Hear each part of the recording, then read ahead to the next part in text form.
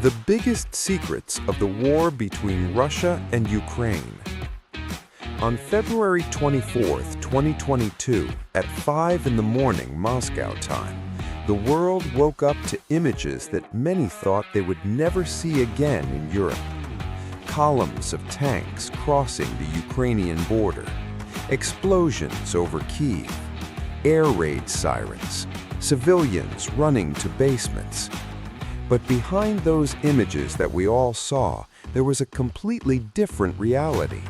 A reality of decisions made in secret, of concealed information, of negotiations that never made it to the headlines, and of interests that have nothing to do with what governments declared in public.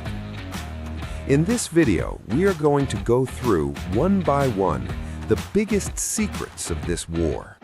Not conspiracy theories, documented facts, real statements from real protagonists, and data that is available to anyone willing to look for it, but that is rarely presented together and in order. Let's begin. Secret number 1. Russian intelligence failed, and Putin knew it. On February 24, 2022, Vladimir Putin appeared on television to announce what he called a special military operation. His speech conveyed total confidence. He spoke of denazification, demilitarization, a surgical and rapid operation. What happened in the days that followed completely contradicted that image of control. Russian columns got stuck on the roads. Soldiers ran out of fuel. Many didn't even know they were going into a real war. Their families back in Russia were calling them, asking where they were. How is it possible that the largest army in Europe arrived so poorly prepared for this invasion? The answer lies in the intelligence reports of the FSB, Russia's internal security service. The independent Russian investigative outlet Meduza, based in exile in Latvia, published a detailed analysis in 2022 based on sources within the Russian apparatus. According to that analysis, FSB agents posted in Ukraine were sending optimistic reports to Moscow, not because they were true, but because telling the truth could cost them their job or something worse. The reports said that the Ukrainian population would welcome Russian troops with relief, that Zelensky's government would flee within the first hours, that the Ukrainian army would not put up serious resistance. All of that was false, and the agents on the ground knew it, but upward only went what Putin wanted to hear. Zelensky's response was the perfect antidote to that narrative. In the first hours of the invasion, when the United States offered to evacuate him from Kyiv, Zelensky recorded a video from the street in front of the government building alongside his ministers and said the phrase that went around the world, "I need ammunition, not a ride."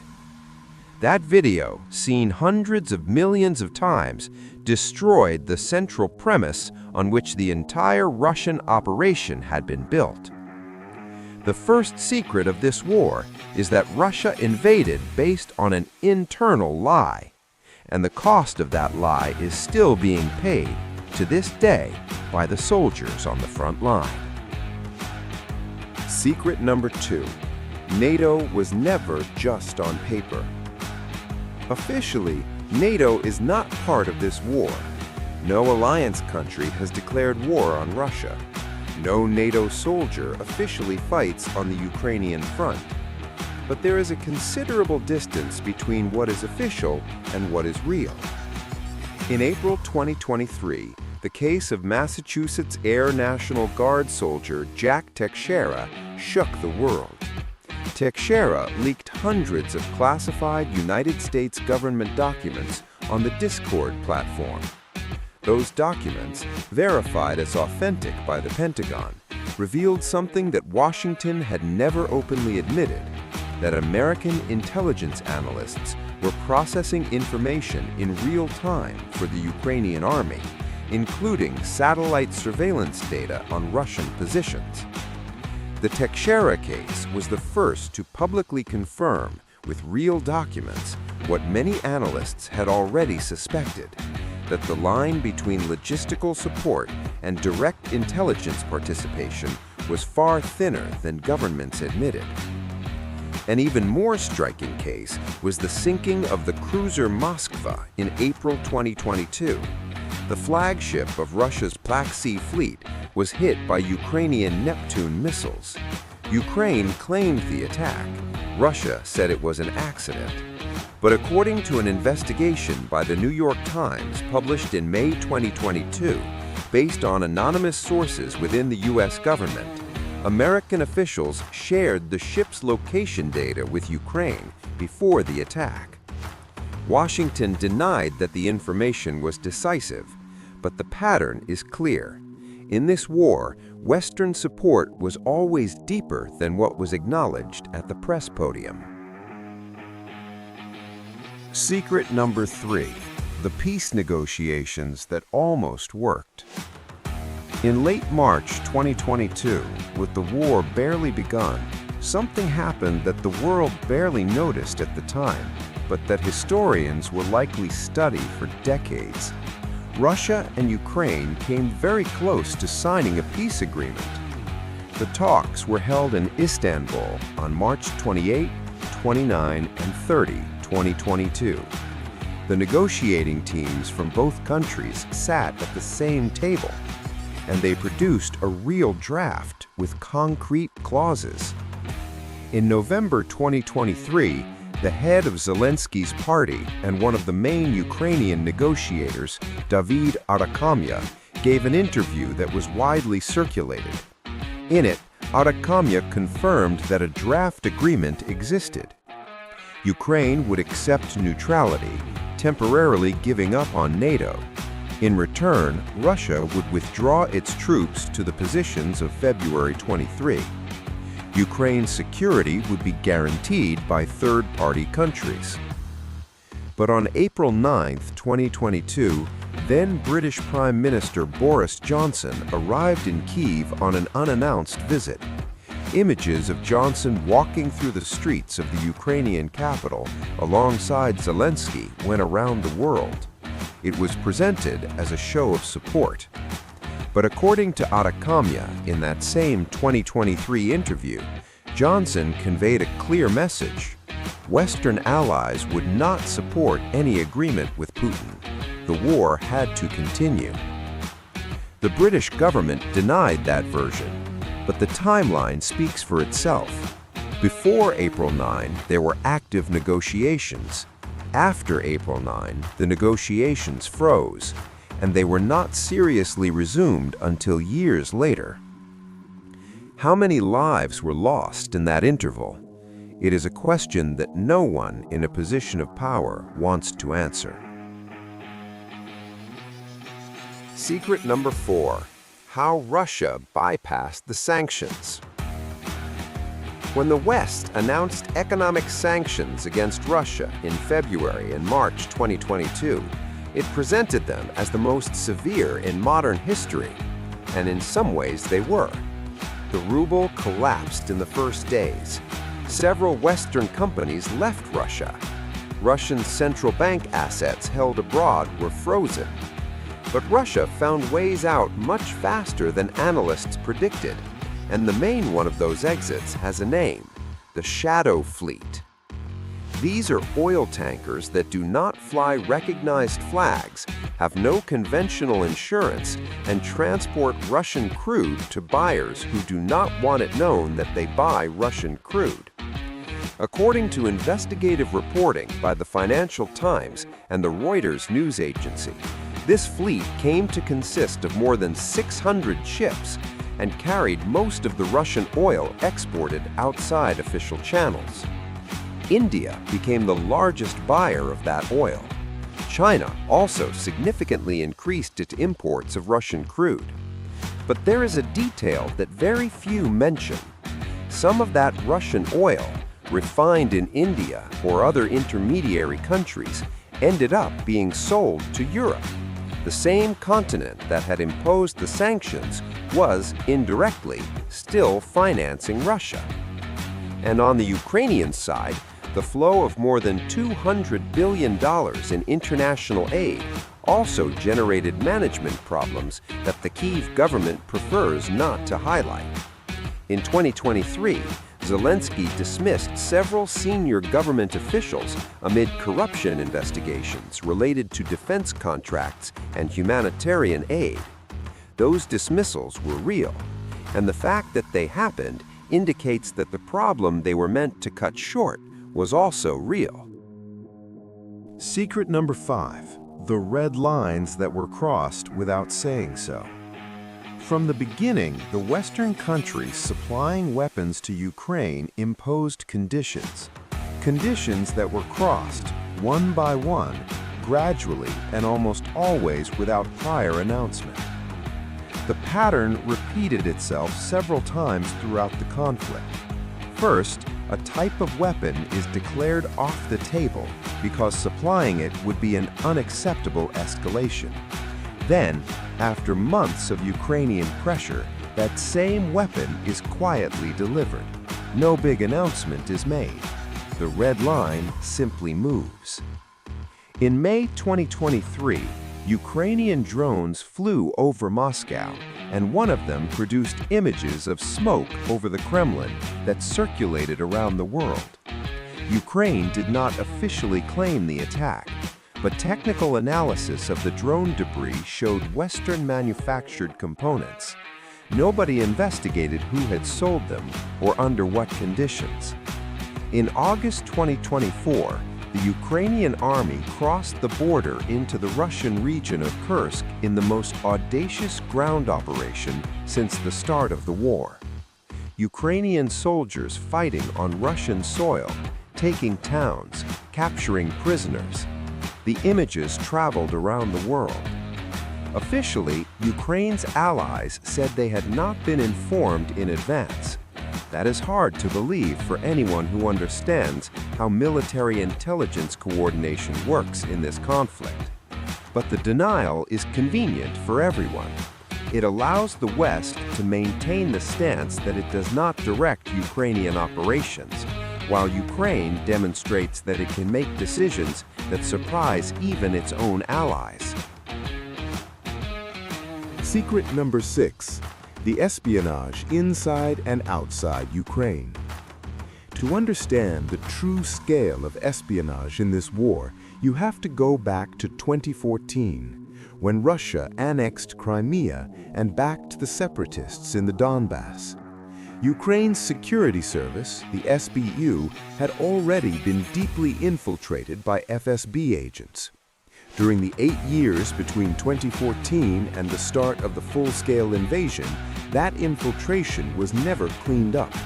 It accumulated, layer upon layer, until it became a structural problem of enormous proportions. When the invasion began on February 24, 2022, the scale of the problem became immediately apparent. Several Russian military operations in the first hours showed a level of knowledge of the terrain, of Ukrainian defensive positions, and of troop movements that could only be explained by first-hand inside information. In some cases, Russian forces arrived at specific targets within minutes, as if they had a perfect interior map. Zelensky reacted with a radical decision. He ordered the mass purge of the SBU. Hundreds of agents were immediately suspended or dismissed. Ukrainian authorities opened more than 600 criminal proceedings against current or former members of the service. Several of them fled to Russian territory before they could be arrested. The SBU chief at the time, Ivan Bakhanov, a childhood friend of Zelensky, was dismissed in July 2022. The message was clear. No one was above suspicion. But the story of espionage in this war is not only the story of Russian infiltration inside Ukraine. It is also the story of how Ukraine built, over the course of years, its own intelligence network inside Russia. A network that in many respects turned out to be more effective, more audacious, and more lethal than anyone expected. Ukraine's military intelligence agency, the GUR, has its roots in the Soviet system, but was rebuilt from scratch after 2014. Its current chief, General Kirilo Budanov, became one of the most enigmatic and feared figures in the conflict. Budanov gave interviews in which he predicted with precision several developments in the war that at the time seemed improbable. The duration of the war, Russia's main vulnerability points, and internal movements within the Kremlin. The operations attributed to the GUR inside Russian territory have been of extraordinary sophistication. Explosions at ammunition depots in Russian regions far from the front, hundreds of kilometers from the border.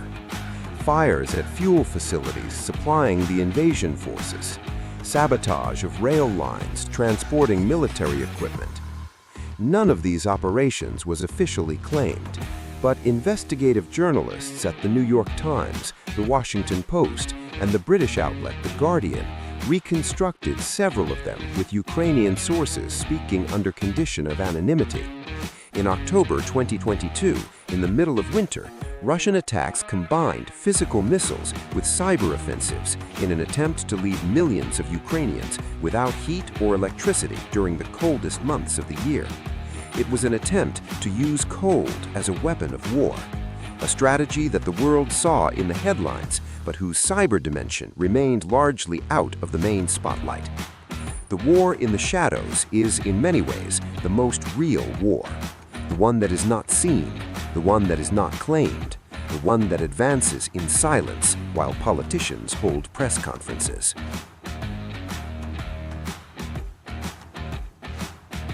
Secret number 7. China's game. To understand what China is really doing in this war, you have to start by understanding what China is not doing. China has not sent weapons to Russia, at least not directly or in any officially verifiable way. It has not recognized Russia's annexation of Ukrainian territories. It has not vetoed UN resolutions condemning the invasion, though it has abstained on several of them. And it has maintained normal diplomatic relations with Ukraine, including conversations between President Xi Jinping and President Zelensky.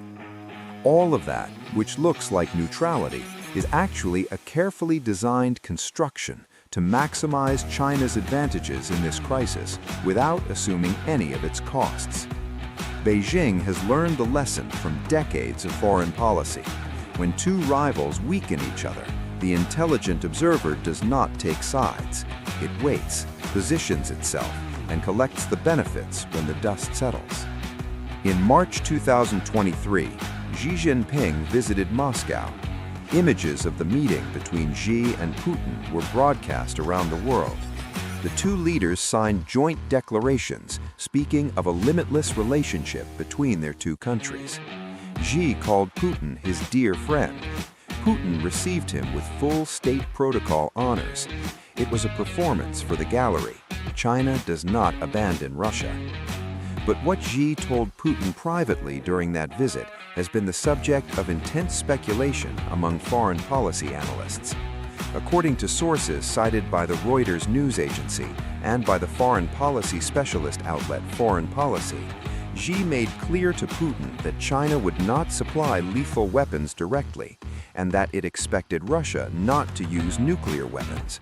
Not because China morally opposes the use of force, but because a nuclear conflict in Europe would destroy the global economy on which China depends for its own growth. What China did do, in a systematic and documented way, was maintain the flow of dual-use goods to Russia. Electronic components that can be used in cruise missiles, chips that appear in military drones, machinery that feeds the Russian defense industry, optical equipment with military applications. According to a report by the Kyiv School of Economics published in 2023, more than 50% of the dual-use imported components found in Russian weapons captured in Ukraine had Chinese origins. The United States pressured China repeatedly throughout the conflict to cut off that flow. The results were modest. China promised stricter controls on dual-use exports. The exports continued. The pattern repeated enough times that analysts stopped believing Beijing's words and started reading its actions instead.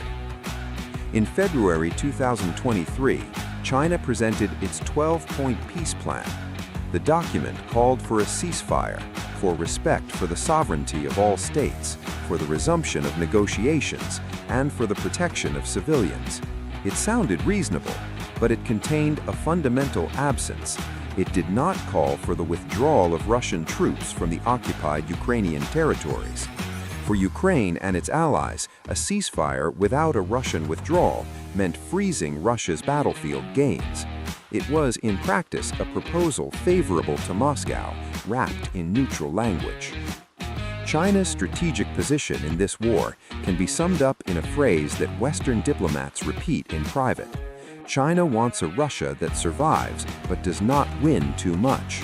A destroyed Russia would be destabilizing for China's neighborhood. A victorious and emboldened Russia would be a partner that is too powerful and unpredictable. The ideal scenario for Beijing is a long war that exhausts both sides and leaves China as the only major power that emerges from the crisis strengthened. And in that, it must be acknowledged, China is having considerable success.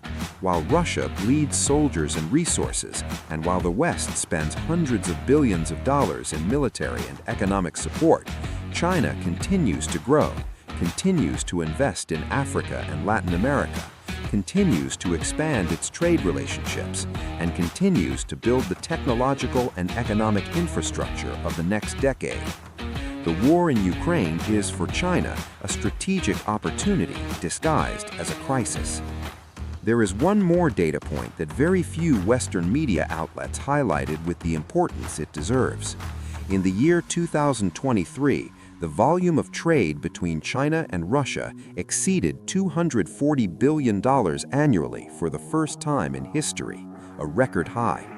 In the same period, Western sanctions had reduced trade between Europe and Russia to a fraction of what it was before the war. In purely economic terms, China replaced Europe as Russia's main economic partner, and it did so while the world was watching maps of the front lines. Secret number 8: War crimes and selective justice. In early April 2022, as Russian forces withdrew from the Kyiv region, journalists who entered the town of Bucha found something that shocked the entire world: the bodies of civilians in the streets, hands tied, signs of execution. The images from Bucha were the moral turning point of the war, the moment when the debate over whether Russia was committing war crimes ceased to be a debate. In March 2023, the International Criminal Court issued an arrest warrant for Vladimir Putin for the illegal deportation of Ukrainian children to Russia. It was the first time in history that a leader of the UN Security Council received an arrest warrant from the ICC. According to human rights organizations cited in the reports, more than 19,000 Ukrainian children were transferred to Russia, many of them placed for adoption with Russian families. But justice in this war has a selective character that is hard to ignore. Throughout the conflict, videos have come to light showing Ukrainian soldiers executing Russian combatants who had surrendered. The New York Times and the BBC verified the authenticity of at least 2 of those videos. The Ukrainian government opened investigations, but the pace of those proceedings is slow, and the pressure not to damage Ukraine's international image is constant. The uncomfortable truth is that war crimes do not belong to any one side. The difference in scale between Russian and Ukrainian crimes is enormous, but real justice requires looking at everything, without exceptions. Secret number 9, the nuclear threat and what happened behind the cameras. Throughout 2022, Vladimir Putin made explicit references to Russia's nuclear arsenal in several public speeches and statements. Defense analysts called this behavior nuclear coercion. The idea is clear. Remind the adversary that Russia has nuclear weapons and is prepared to consider their use if it feels existentially threatened. In the autumn of 2022, following significant Russian military setbacks in the Kharkiv region, when the Ukrainian army recaptured thousands of square kilometers in a matter of days, Western intelligence services detected unusual movements in Russia's tactical nuclear arsenal.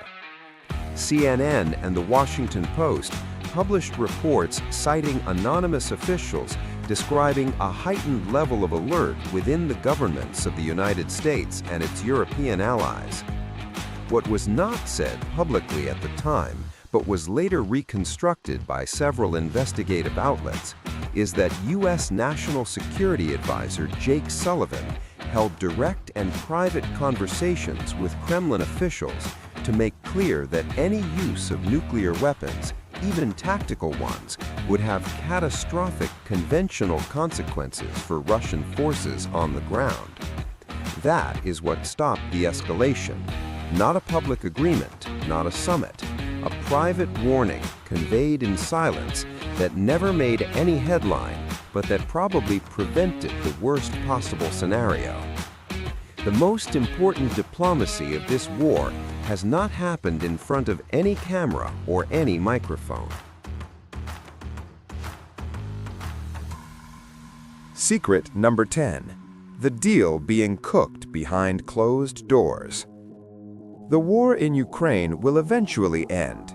We do not know when or exactly how, but while soldiers continue fighting, in private forums, in discreet meetings between diplomats, and in analyses from strategic think tanks that advise governments, the contours of an eventual agreement are already being discussed. What emerges from those discussions, reconstructed from statements by diplomats, analyses from strategic studies centers, and interviews with officials speaking under condition of anonymity, is very different from what official speeches suggest. Crimea, according to virtually all private analyses, will not be returned to Ukraine through negotiation. Its status will be frozen or left in a legal limbo that neither side will formally resolve in the short term. Ukraine's membership in NATO, publicly presented as a firm goal by the alliance, faces significant internal resistance. Hungary, Slovakia, and, in private, Germany and France have expressed at various points their doubts about the advisability of admitting Ukraine while the conflict is not resolved. The model circulating in diplomatic corridors is different. Bilateral security guarantees, massive rearmament of Ukraine, and a preferential relationship with NATO that does not invoke Article 5 of collective defense, at least not for now. Zelensky, for his part, has repeatedly stated publicly that Ukraine will not cede sovereign territory, that Crimea is Ukrainian, that the Donbass is Ukrainian, that there will be no direct negotiations with Putin. Those are the public positions. The private positions, the ones handled in real conversations, are inevitably more nuanced. That is how diplomacy works in every conflict throughout history.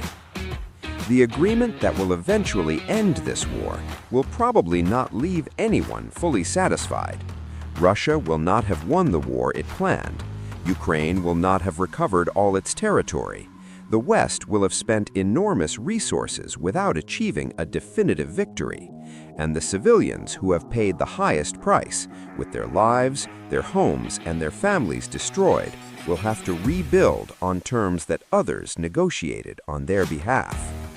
It is the darkest secret of all, and it is the one most carefully guarded by those who have the power to shape the future of this war.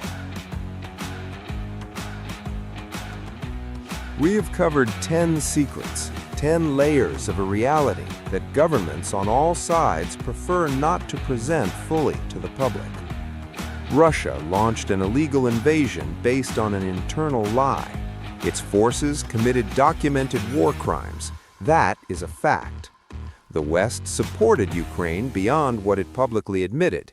It stopped peace negotiations. It looked the other way at Russian money bypassing sanctions and at corruption problems in aid management. That is also a fact. China played its own game without risking anything, and the agreements that will shape the future of Ukraine are being designed in large part without the real participation of the Ukrainians who have suffered most from this war. Understanding all of this is not moral relativism. It is not equating the aggressor with the victim. It is the effort to see the complete reality with all its complexity in order to analyze it honestly.